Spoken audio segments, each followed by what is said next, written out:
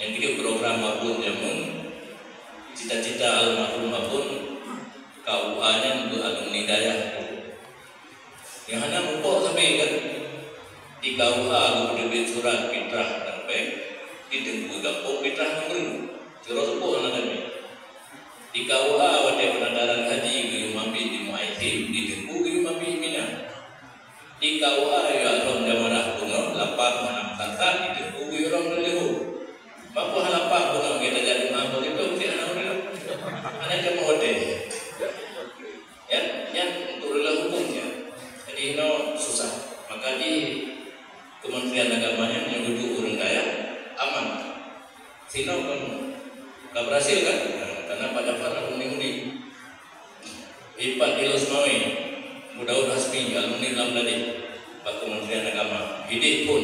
masalah fitrah menjadi bukan harus memberi karena yang fitrah dan peng yung beri yang balik ke mazhab nampak balik ke mazhab ada mau Hanafi dia kupang tapi yung kurma yung anggur hanya yung beri Syafi'i yang pegah dia beri tapi hanya peng dan cowok peng yung beri ada bah Hanafi hanya dung kalau yung kurma dan yung anggur buat macam lain Pak Syafi'i jika pegah dia peng dung punya kapal dia mai tanya dapat dia beri rela dia orang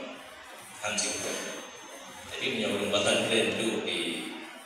KUA, mengkapan dengan tengku di baliknya dia, mengkapan dengan tengku yang turut pada ya.